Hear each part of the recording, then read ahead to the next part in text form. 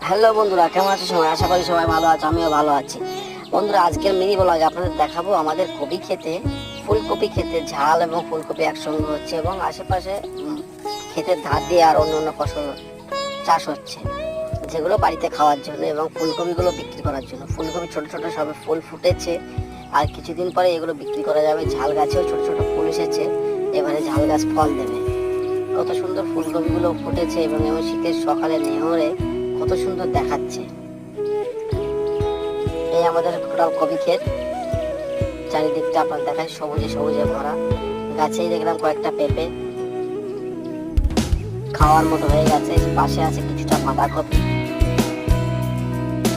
এবং কলা গাছে দেখলাম একটা কলাও পেকে গেছে, পাকিনি এখনো, অবশ্য মানে কাঁচা পেকে যাবে। একটা ফুলকপি দেখলাম বেশ বড় হয়েছে, খুব সুন্দর লাগছিল দেখতে। কয়েকটা গাছ দেখলাম ভেন্ডিও